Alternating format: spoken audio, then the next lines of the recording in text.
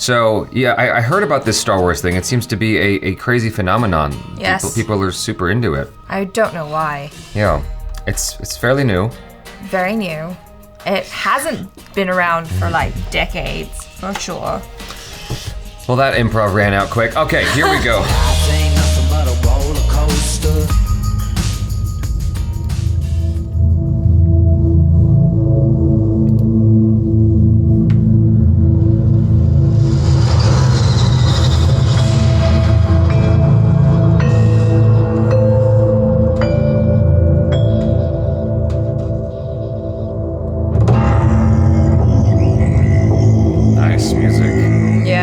Show me the one whose safety deemed such destruction.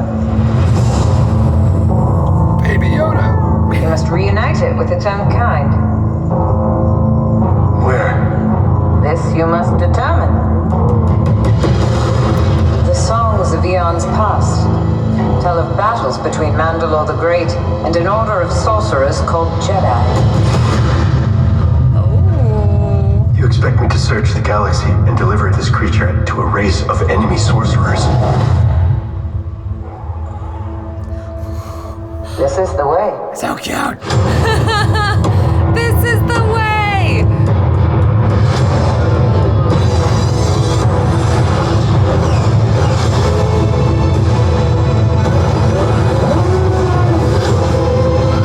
You know this is no place for a child. Wherever I go, he goes. So I've heard.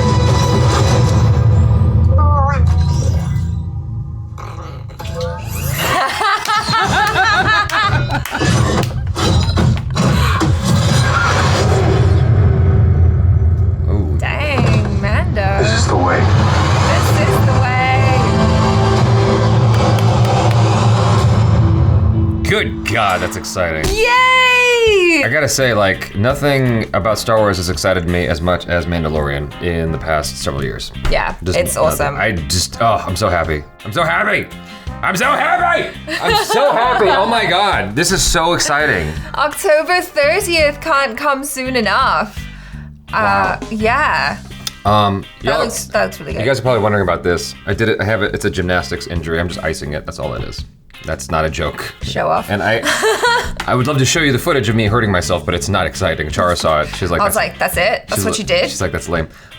Anyway, for those of you that don't know, I actually know somebody that did choreography on Mandalorian Season 2. I can't say much more than that because it'll give too much away, but I was able to contribute a little bit. I was not paid, I'm not credited. It was just like, thanks. Here's some stuff for you to practice with. Yeah. And work out the choreography. Yeah, that's basically what happened. That's what happened. That's as much as I'm allowed to say. And so I was thanked for it, and I have video evidence of me being thanked for it, but I did not make that public. Maybe I'll put it on Patreon. I don't know. But anyway, yeah, super exciting. So I have a sense as to what's coming in this season because of that contribution. I mean, they talk about it in the trailer. They said that he's gonna have to find the Jedi.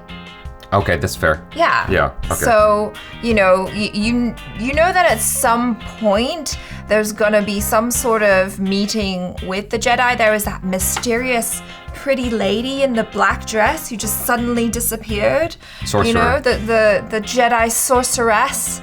Did they call her a Jedi sorceress? Well, they said that the Jedi were a race of sorcerers that used to have some major beef with the Mandalorians. I think I was just so distracted by Baby Yoda. Yeah. Yeah, it was just so cute. Cute. So then he looked at the situation. He's like, boop, I'm not dealing with this shit. I love it. I mean, like, how can this character, this baby character who says no words at all, just capture the hearts of everyone? But he has. That's half the battle right there. Freaking cute. My God. Yeah. So cute. You know what's funny is I've talked to people who were not excited by Mandalorian Season 1. What? I'm like, Who are these people? I'm like, how did you not enjoy that? It was such a cool show. I loved it. I loved Season 1. Did you not watch the same show that I just watched? I know, exactly.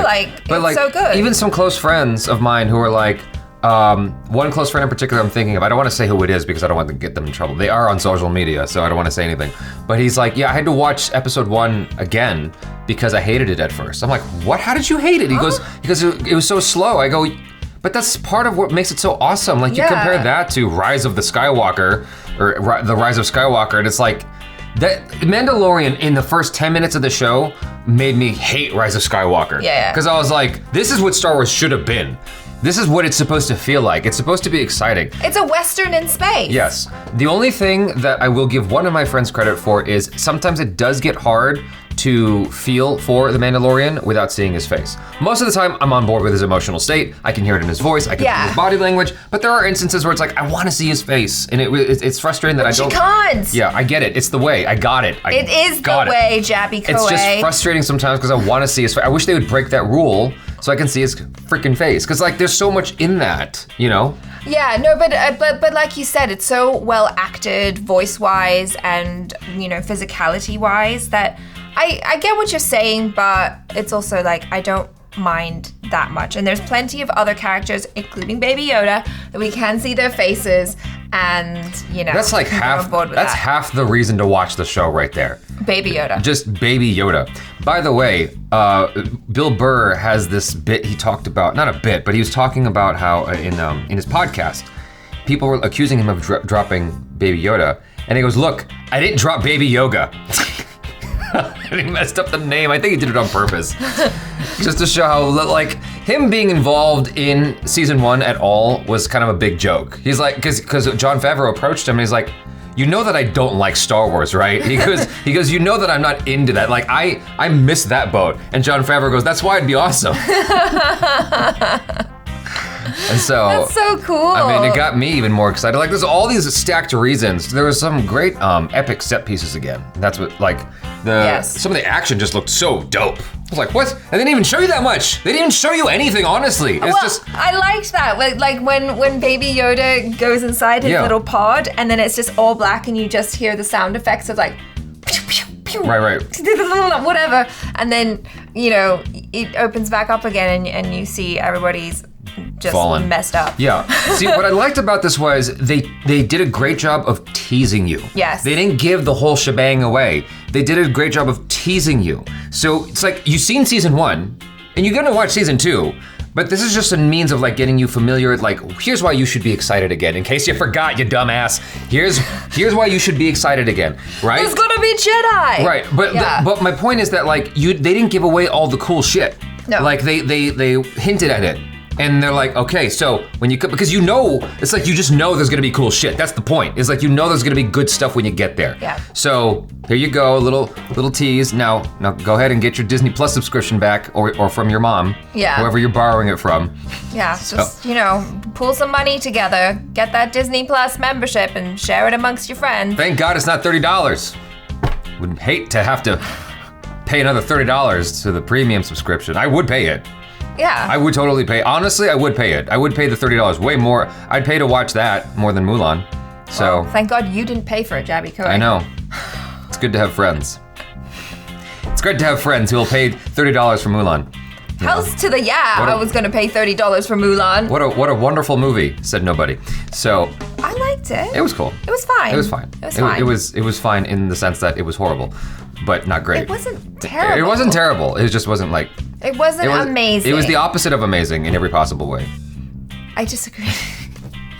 I'm just trolling at this point. But I am genuinely excited for this. I'm genuinely excited. Like, the CGI looks great. If it's CGI, practical set pieces, like it's a very, very well done combination of the two. So I heard, because I talked to a friend, and they were really into the show, and they watched all of the behind the scenes stuff, and they said that at least for season 1, they shot it on like a 4K projector. So like. Oh, so it's real. It's real. Yeah. Like, but it's 4K projection. I'd have to look into that to understand what you're talking about. Like, I get what you're saying. They projected the background set and stuff. Rear projection just has a particular look about it, and so because there's two kinds. There's actual rear projection, like they did in The Matrix when Neo's in the car and the city's going by. He's like, oh, I used to go to that restaurant and get sandwiches. Like that. Okay. That you don't know what I'm talking about. No. Everyone. Okay, if you've watched The Matrix like 20 times, like I have, then you'll know Okay. what I'm talking about. But anyway, yeah, when he's in the I've only car, watched it like 5. when he's in the car with Trinity, and they're talking about the Oracle. There's a rear screen projection. That's actual rear screen projection. Pulp Fiction, same thing. There's like scenes where it's like a rear screen projection.